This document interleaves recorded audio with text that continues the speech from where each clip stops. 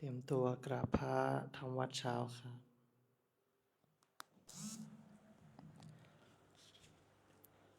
ทั้งหมดกราบพระพร้อมกันครับกราบกร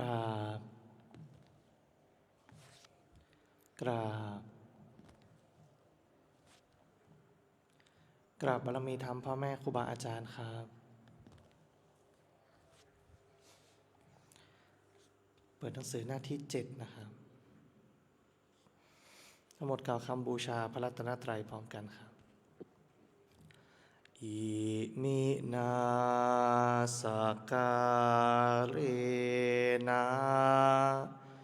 พุทธังอภิปูชยามะ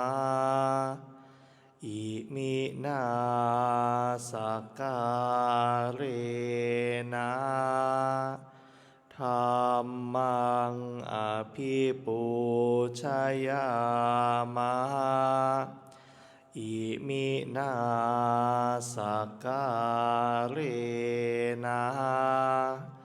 สังฆังอภิปูชยามะข้าพระเจ้าขอนอบน้อมพระพุทธเจ้าผู้มีพระญาณอันหาที่สุดมิได้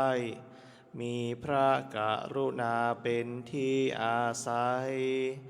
ทรงทำลายมนทินมีพระหฤทัยมั่นคงอำนวยประโยชน์เกื้อกูลขอนอบน้อมพระธรรมอันประเสริฐเครื่องป้องกันภพขอนอบน้อมพระสงฆ์ผู้ปราศจากมนทินและเป็นบ่อเกิดคุณความดีอะระหังสัมมาสัมพุทโธภควาพุทธังภควันตังอภิวาเทมิสวากขาโตภควตาธัมโมธัมมังนามัสสามิสุปฏิปันโนภควโตสาวกสังโฆสังฆังนะมามิ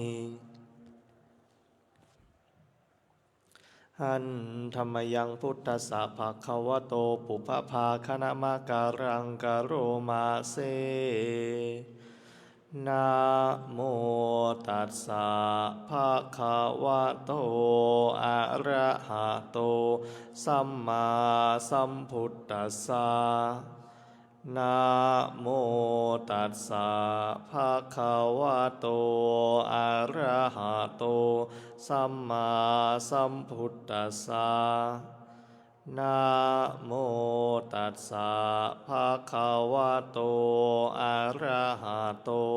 สัมมาสัมพุทธัสสะพุทธังสารนังคัจฉามิธัมมังสารนังคัจฉามิสังฆังสารนังคัจฉามิทุติยามปิพุทธังสารนังคัจฉามิทุติยามปิธัมมังสารนังคัจฉามิทุติยามปิสังฆังสารนังคัจฉามิตาติยามปิพุทธังสารนังคัจฉามิตา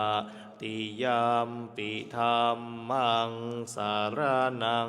คัจฉามิตาติยามปิสังฆังสารนัง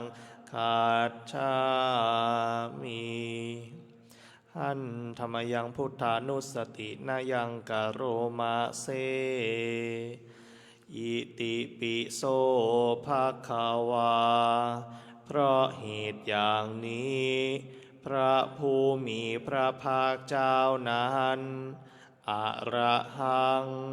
เป็นผู้ไกลจากกิเลสสัมมาสัมพุทโธ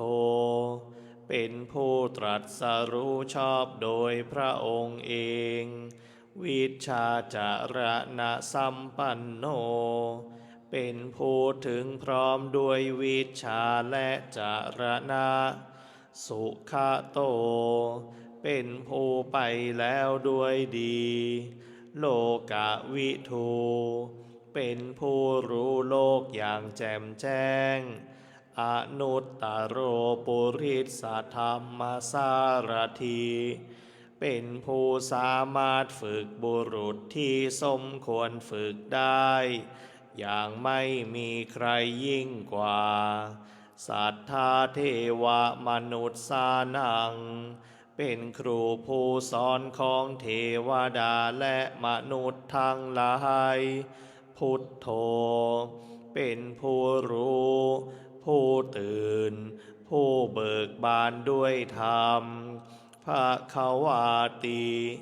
เป็นผู้มีความจำเริญจำแนกธรรมสั่งสอนสัตว์ดังนี้สวากขาโตภควตาธัมโมพระธรรมเป็นธรรมที่พระผู้มีพระภาคเจ้าตรัสไว้ดีแล้วสันทิฏฐิโกเป็นสิ่งที่ผู้ศึกษาและปฏิบัติพึงเห็นได้ด้วยตนเองอากาลิโกเป็นสิ่งที่ปฏิบัติได้และให้ผลได้ไม่จำกัดการเอหิปัสสิโกเป็นสิ่งที่ควรกล่าวกับผู้อื่นว่า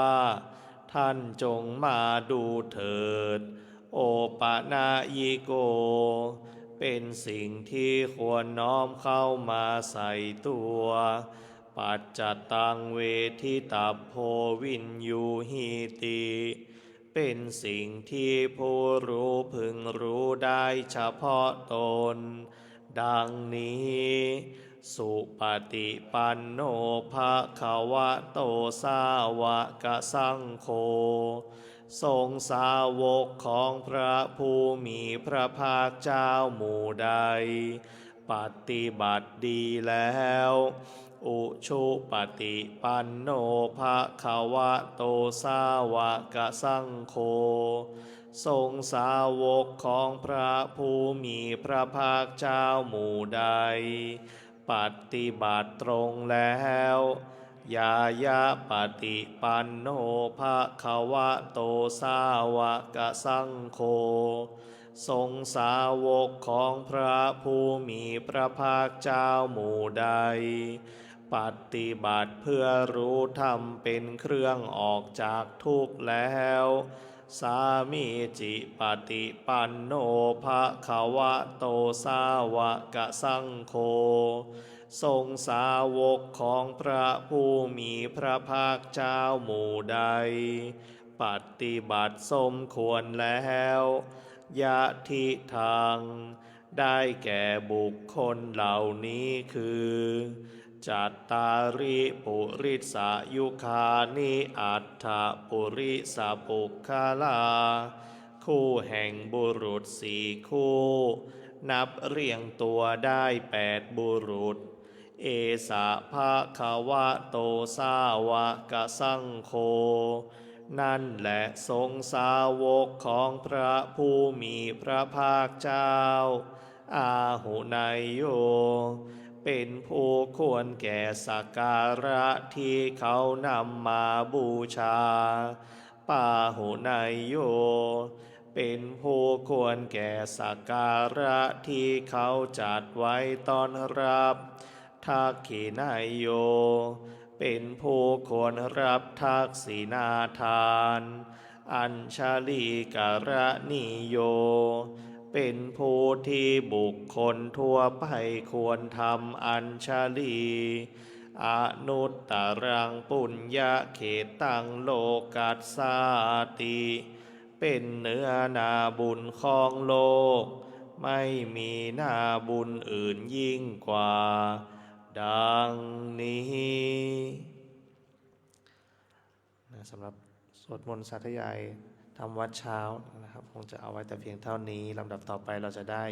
เปลี่ยนอิริยาบถในการเดินจงกรมครับ